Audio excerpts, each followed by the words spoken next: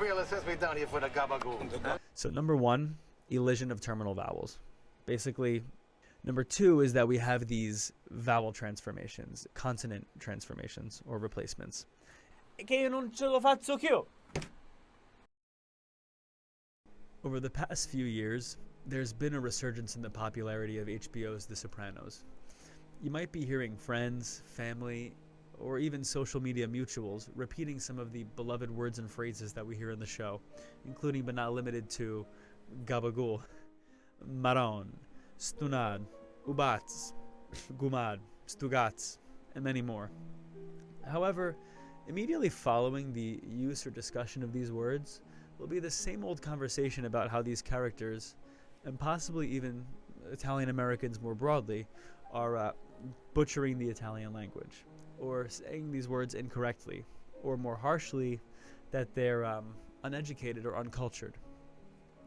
But what if I were to tell you that these words are being pronounced correctly, and that they are not speaking Italian badly, but that they are speaking, or at least retaining words and phrases from, different languages altogether, namely endangered southern regional languages and dialects? But if that's the case, how did those words end up here? Well, to find out why, come on a journey with me. And a brief disclaimer here, I'm neither a historian nor a linguist. I'm just a dude with bad lighting and an interest in the topic. Andiamo. Allora, here's the super short version. The largest waves of Italian immigration to the US specifically were made up of mostly southern Italians, and they left the country before it was truly unified into the Italy we know today. But before that unification, all of these autonomous city-states had their own languages, and they eventually settled on one that would become Standard Italian. But a large number of the families that immigrated from the south left the country before learning Standard Italian, or at least before it became their standard operating language on the day-to-day. Tuck that fact away in the back of your head for 2 seconds. So now we know who actually left Italy and where they broadly ended up. Let's get back to the central question and claim. We hear that these pronunciations are mangled, or that they don't even really exist back in the old country. We hear that no one would understand you if you spoke like that in Italy. People in the comment sections call it Jersey Italian or Brooklyn Italian or something of that nature. But go to any Italian American channel or Instagram page and you'll hear all of these personalities using the same pronunciations and spellings as best as they can. It is a mangling in an instantly recognizable way, as this article states. But do we really think that all of these people are just mangling Italian in exactly the same way by coincidence? The obvious answer is no. So why are these words and pronunciations so ubiquitous in much of the Anglosphere, even among those who are not ethnically Italian? Recall that we said that those Southerners left the country before adopting the new standard. They had to bring something with them, and here's our answer. The languages they brought with them were not Standard Italian in the first place. They were predominantly dialects of Neapolitan, Calabrian, and Sicilian.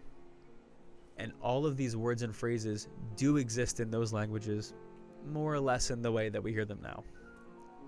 So now that we know that this is not necessarily a mangling, we can admit that it is instantly recognizable.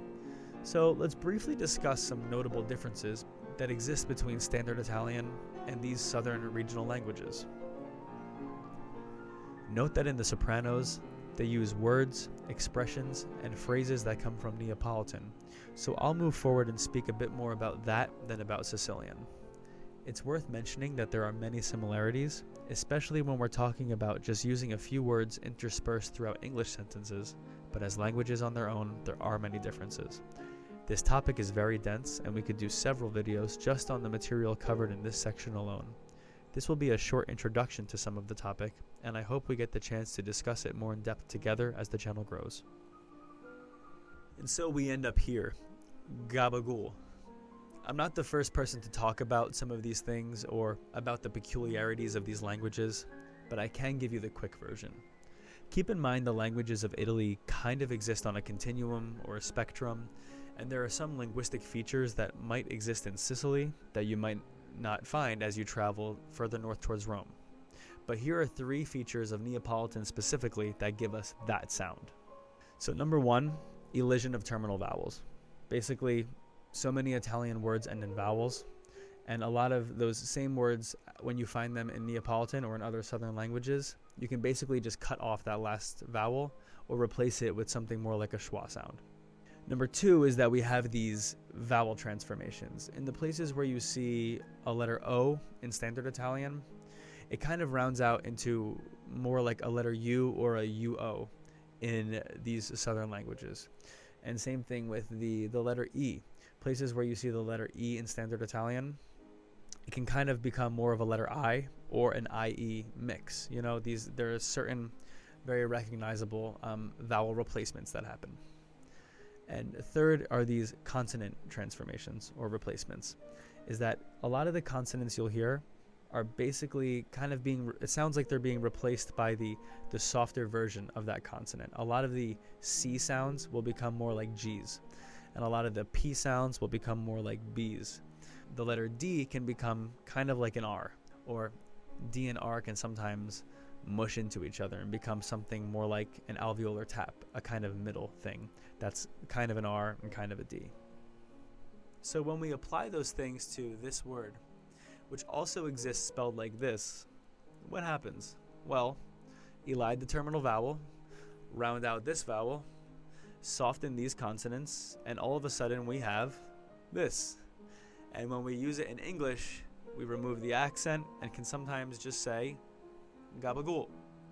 But you can see now how it's not necessarily a bastardization of this, but rather a very short leap from this, which actually was much more common in many of the areas with high concentrations of Italian ancestry in the English-speaking world. And in the end, we approach a final question. Why does this even matter? Well, these languages are, for the most part, gone. As previously mentioned, Standard Italian has taken over, and these regional languages are used less and less. Thankfully, they are putting up a fight. In 2008, the region of Campania passed a law stating that they would explicitly protect Neapolitan. It's great that the region hosting the actual city of Naples is doing this, but it's also great that the diaspora and their descendants are keeping these languages alive abroad in some capacity. Because when we lose these native speakers, some of these rare dialects of these already small regional languages will be gone. But even if we aren't true native speakers, the legacy will live on not only through us, but through a much broader community that has accepted these words as their own, whether they realize it or not. After all, how adorable is it that my Korean friend regularly uses words like chuch and stunat, and does this? And the same way that the internet communities will defend certain non-standard languages and ways of speaking, this is no exception. That deli in North Jersey, or in Brooklyn, or Philadelphia, or wherever, is not filled with people speaking Italian poorly and butchering a beautiful language. The people in those delis and pizzerias and tile stores are, even in the tiniest of ways, doing their part to keep a few other rare but beautiful languages alive. And that is a beautiful thing.